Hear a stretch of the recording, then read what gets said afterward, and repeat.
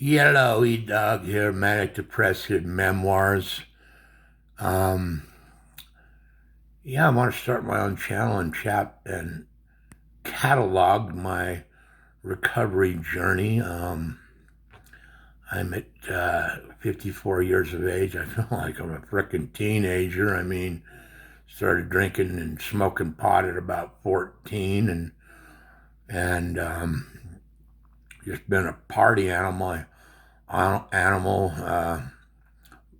most of my life, and had some good jobs. I've blown some good opportunities. I've lived in a lot of cities here in the U.S. of A. And and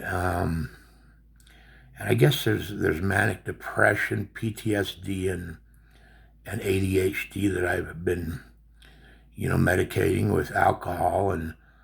And then when I was about 48, I got into doing a lot of Adderall, and I thought I found the magic drug because I played drums, and it would give me amazing focus, and I could work on repetitive mundane stuff that you got to do on the drums to excel. And I'd be practicing 3 hours in the morning, 3 hours in the morning, 3 hours in the afternoon.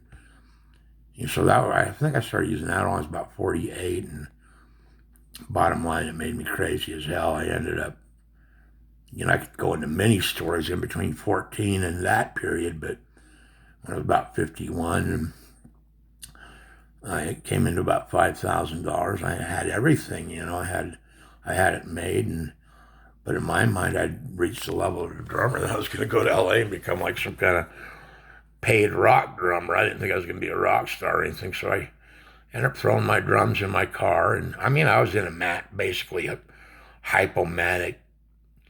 I was probably completely manic actually, and just abusing the hell out of speed, Adderall, and drinking when the Adderall would run out. And anyway, I threw my drums in my car and I headed up to LA. And I was so high and psychotic driving down there because I'd been awake for days. Even before I left, I'd been awake for a couple of days. I used to live in LA, and I used to live in San Diego, and I completely passed Los Angeles and drove to the border of Mexico in San Ysidro, San Diego at about 1 in the morning.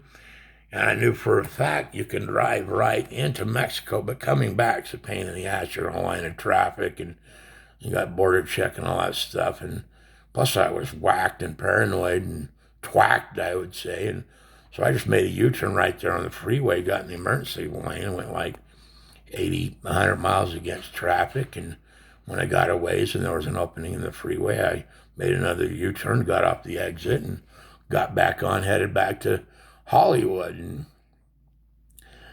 I guess they call these drunkalogs or drug stories and stuff. Me personally, I like hearing somebody's stories if they're kind of fun and interesting, but I don't. I'm not gonna. I tend to glamorize that life, and it's caused me relapses, and suffer from depression. That's caused me relapses, and I've thought I've had it licked and caused relapses, and so if I don't, that was I. Bottom line, in LA, I won't go into the story now. My car ended up exploding right in front of me, and all my money was in the car, and all the clothes, and my cell phone, and basically I was in a pair of shorts, no shirts, and a pair of flip flops, and that was all that made it out of that car. And I just filled it up with gas, and me being psycho. The Lord giveth and the Lord taketh away. I mean, I was being so crazy I could hurt myself or somebody else the way I was playing Mario Andretti out there. But anyway, I'm in Santa Fe Recovery Treatment Center. I don't know if I mentioned that. And I got, by the grace of God, I made it here after coming on another self-destruction mission, using crack and meth and alcohol in a motel in Albuquerque. And by the grace of God, my survival instincts, I ended up here in rehab. Now I got 5.5 months sober, and I'm going to have to face my demons head on. And believe me, I have many.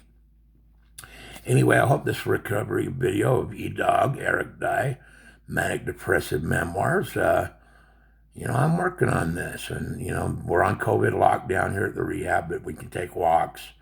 So I walk about an hour a day, and my knee's screwed up, but I walk anyway because I can't, I need to be doing something. And I think that is going to be a big thing in my recovery, is being like an exercise freak. And, of course, I want to get drums again, but that's a long ways away. I haven't, I haven't worked in 15 years. I've just been living the life of Riley, doing what I want, when I want. It's a whole new chapter that I'm going to have to embrace. I'm going to have to embrace this stuff because I was homeless on a lifeguard tower and living on the streets of L.A. for 2 years, and it was fun. God, man, I'm so crazy. I enjoyed it for quite some time. I mean, I'd be down there in Santa Monica on my lifeguard tower looking at the light organ on the Ferris wheel on the Santa Monica Pier, and I loved it, but it got old. Because I was in a manic episode, basically. I was crazier than hell. And I mean, I won't go into it. I'd never smoked meth in my life. I got into doing that at like 50, 51, 52 years old. And I lost a lot of weight. I felt great all the time. But that meth brought me down to a hell that, geez, what a nightmare. Yeah, that homelessness gets old. I can't do it again, man. Anyway, y'all have a good evening, and adios.